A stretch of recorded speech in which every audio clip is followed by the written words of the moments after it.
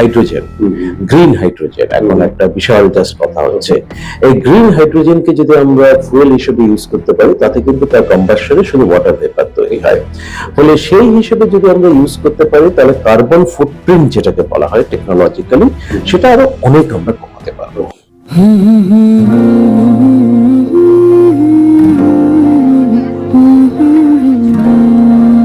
ছেলের মা তো আমারও বিয়ে দেখবে না নাকি? ভাই কপালে দিলাম ফোঁটা, জম দুয়ারে পড়লো কাটা, যমুনা দেয় জমকে ফোঁটা, আমি দিই আমার ভাইকে ফোঁটা। আমাকে ফোঁটা দেবে না মা? ভাই ফোঁটা না বোন ফোঁটা? দুটোই।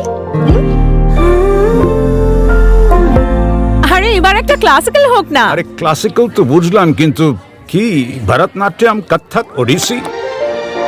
ও ওয়েস্টার্ন। কেন, এটা ক্লাসিক্যাল না? নিশ্চয়ই। ভেঙে গড়ে সবাই সবার মতো করে, আমাদের বাঙালিয়ানা, বাংলার খাঁটি সোনা।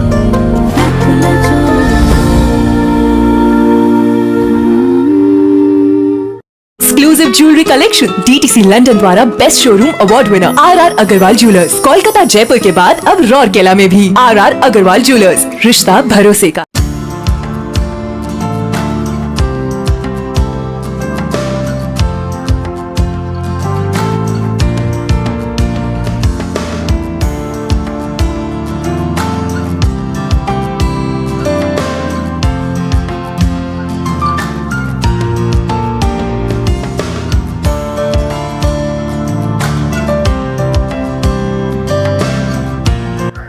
বন্ধুরা, Indian institute of chemical engineers এর পক্ষ থেকে ওয়ার্ল্ড সায়েন্স কংগ্রেসের শুভ সূচনা হয়ে গেল এবং তারই উদ্বোধন অনুষ্ঠানে আমরা পেয়ে গেছি যাদবপুর ইউনিভার্সিটির ভাইস চ্যান্সেলর মাননীয় চিরঞ্জীব ভট্টাচার্য মহাশয়কে।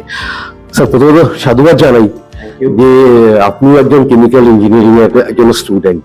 আমি জিজ্ঞেস করবো আজকের সময় দাঁড়িয়ে মানে কেমিক্যাল ইঞ্জিনিয়ারিং এর কি কি মানে অ্যাচিভমেন্টস রয়েছে বা ব্রেক থ্রু কি কি হতে পারে? আমি একটা কথা বলি, সেটা হচ্ছে আমি তো নিজে হচ্ছে আমার প্রফেশন হচ্ছে বেসিক্যালি হচ্ছে কেমিক্যাল ইঞ্জিনিয়ারিং, এবং আমি আমার উদ্বোধনী বক্তৃতাতে বলেছি আমি 3 দশকেরও বেশি সময় ধরে যাদবপুর ইউনিভার্সিটির হচ্ছে কেমিক্যাল ইঞ্জিনিয়ারিং এর অধ্যাপক। ফলে এটা আইআইসি যে ওয়ার্ল্ড সায়েন্স কংগ্রেস এই যে আজকে ইভেন্টটা অর্গানাইজ করছে, এটাতে আমি রিয়েলি প্রাউড, আমি অত্যন্ত গর্বিত। এবং সব থেকে বড় কথা, Indian institute of chemical engineers এর সাথে আমি আজ থেকে নয়, এটা কয়েক দশক ধরে আমি এখানে যুক্ত এবং এখানে আমি লাইফ মেম্বার। এখানে ক্যালকাটা রিজিওনাল সেন্টারে আমি চেয়ারম্যানও ছিলাম, অনেক কিছুই ছিলাম। ফলে এটাতেও আমি ডিপলি অ্যাসোসিয়েটেড। এখন যারা কাজ করছেন খুব ভালো কাজ করছেন, যারা কাজ করছেন। তো কেমিক্যাল ইঞ্জিনিয়ারিং এর ডোমেইনটা হচ্ছে বিশাল ভাস্ট। প্রথম যখন যাদবপুরে আমাদের যে কেমিক্যাল ইঞ্জিনিয়ারিং ডিপার্টমেন্ট 1921 সালে হয়েছিল, মানে এটা হচ্ছে oldest chemical engineering department not only in India but in Asia, এবং 3rd oldest in the world. ফলে এটা সব থেকে আগে হয়েছিল এবং তখন এটা বেসিক্যালি হয়েছিল বঙ্গীয় জাতীয় শিক্ষা পরিষদ, যেটা national council of education Bengal, তার পার্ট হিসেবে হয়েছিল। এবং তখন আচার্য প্রফুল্লচন্দ্র রায় এইটা ফরমেশনে একটা মুখ্য ভূমিকা নিয়েছিলেন। যে তখন গোটাটাই ছিল আমাদের ব্রিটিশ টেকনোলজি, ব্রিটিশ এডুকেশন, তার উপর আমরা ডিপেন্ডেন্ট ছিলাম।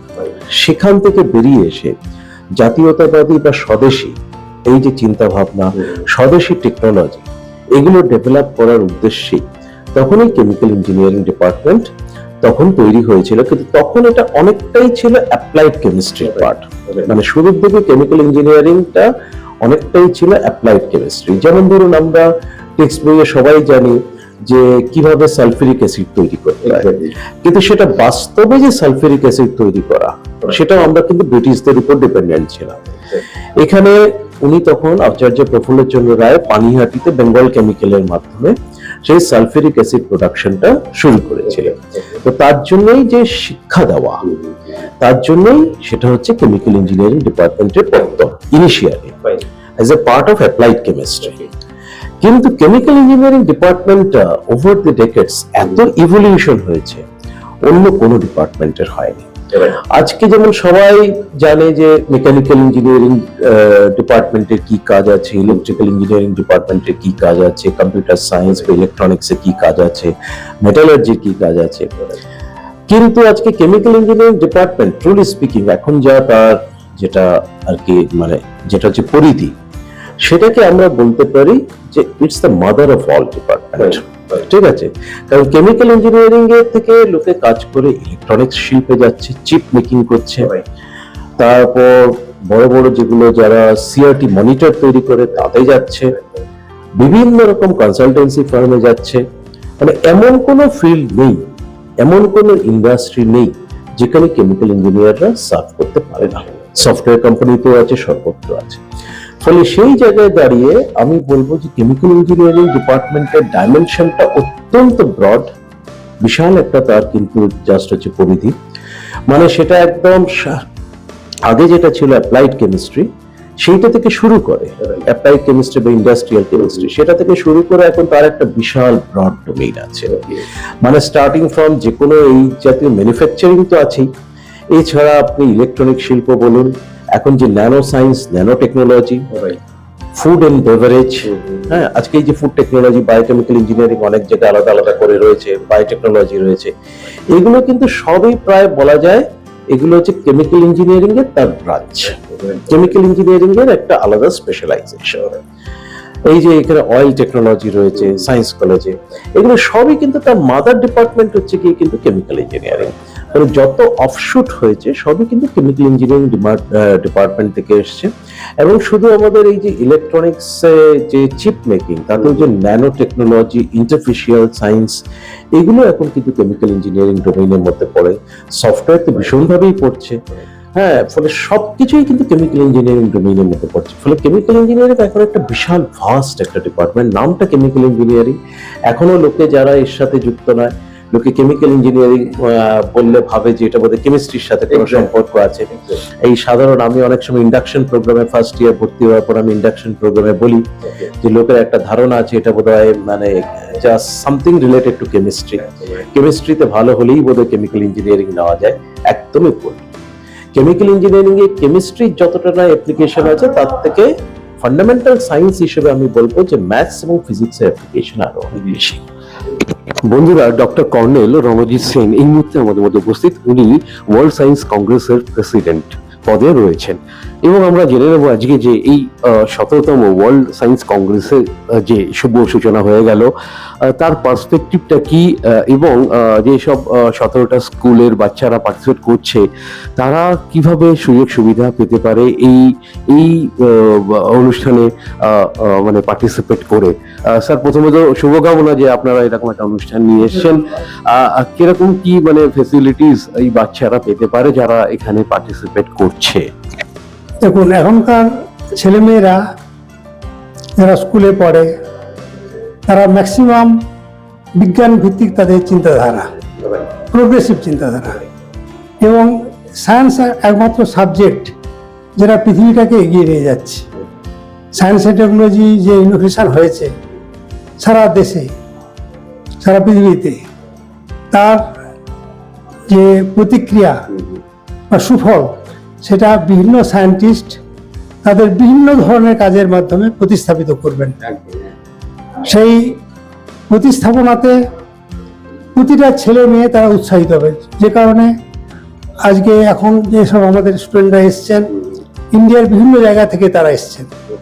এটা এমন একটা অকেশন যেটা আমরা বহু বছর ধরে করছি। 1985-এ ওয়ার্ল্ড সায়েন্স কংগ্রেস প্রতিস্থাপিত হয়েছে। আমরা প্রতি বছরই ন্যাশনাল ইন্টারন্যাশনাল কনফারেন্স করে থাকি। সেই কনফারেন্সগুলো মাধ্যমে তারা বেনিফিটেড হয় এবং বিভিন্ন কম্পিটিশান করার জন্য তাদের মধ্যে নলেজের যে পরিধি সেটা অনেকটা বেড়ে যায়, যে কারণে প্রত্যেকেই এতে পার্টিসিপেট করে। আরেকটা বড় কথা হচ্ছে, আমরা যারা খুব দুস্থ ছেলে মেয়ে তাদেরকেও আমরা আমার বাবা মার নামে ডক্টর রাধাকান্ত কাজল সেন মেরিট স্কলারশিপ দিই। এটা প্রতি বছরই দেওয়া হয় এবং দুস্থ ছেলে মেয়ে যারা করবে তাদেরকে আমরা সব রকম আর্থিকভাবে বই দিয়ে বা অন্য সব কিছু দিয়ে আমরা সাহায্য করি। হ্যাঁ, এটা হচ্ছে আমাদের একটা বড় মোটো সোশ্যাল অ্যাক্টিভিটি। তাছাড়া তো এইসব 3-4টে করে ন্যাশনাল ইন্টারন্যাশনাল কনফারেন্স আমরা প্রতি বছরই করে থাকি, দেশ বিদেশেও করেছি অনেক জায়গাতে। এখন আমরা ইন্ডিয়াতে করছি, যেহেতু ওয়ার্ল্ডে যে ওয়ার লেগেছে তার জন্য বহু সায়েন্টিস্ট তারা আসতে পারেননি, তারা প্রেজেন্টেশন করতে চেয়েছিলেন।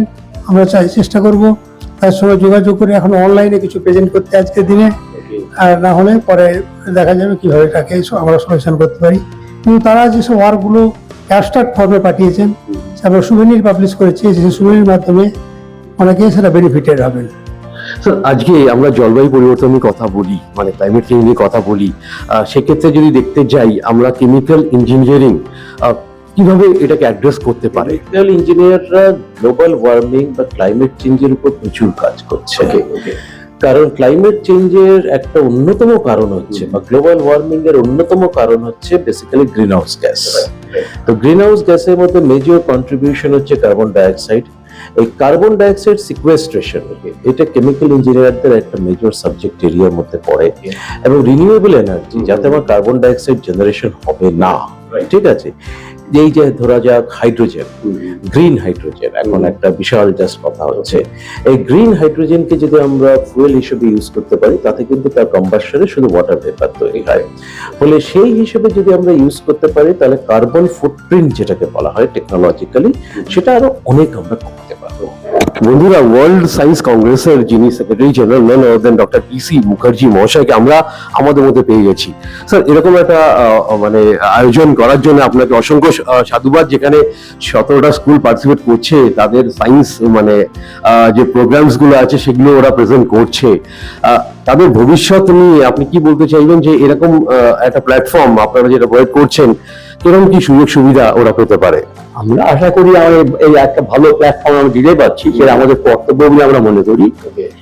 আর যে সমস্ত ছাত্র এত হতাশার মধ্যে আমরা পাই, এটা একটা আশ্চর্য ব্যাপার। তাদের ভবিষ্যৎ আমি মনে করি অত্যন্ত উজ্জ্বল, কারণ এরা সত্যিকারেরই ভালো ছাত্র।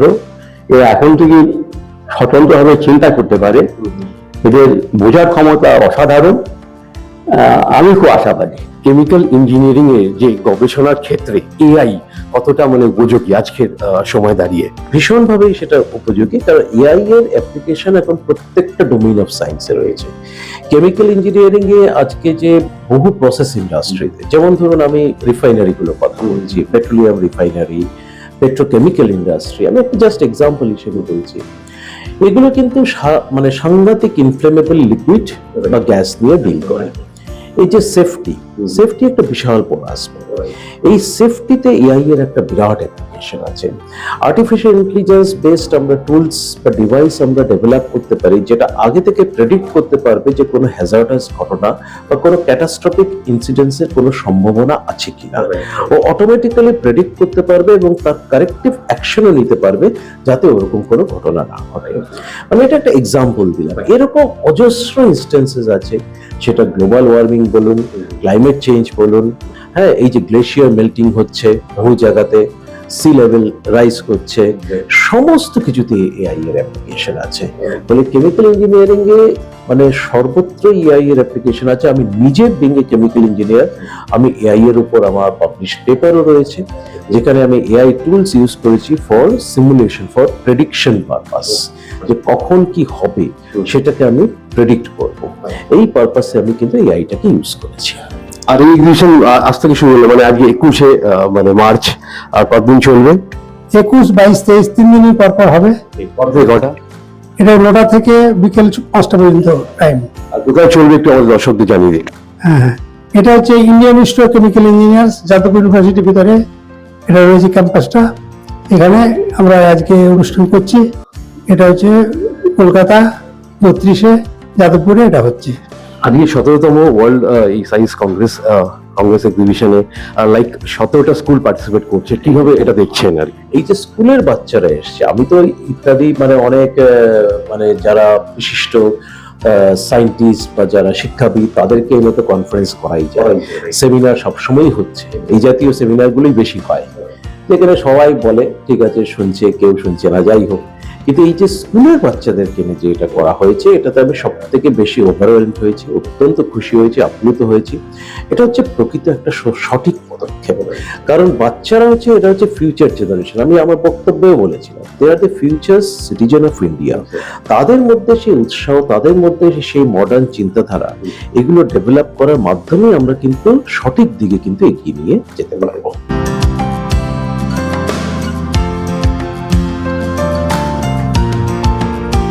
Exclusive jewellery collection DTC London द्वारा best showroom award winner RR Agarwal jewellers, Kolkata Jaipur के बाद अब रौरकेला में भी। आरआर अग्रवाल ज्वेलर्स, रिश्ता भरोसे का।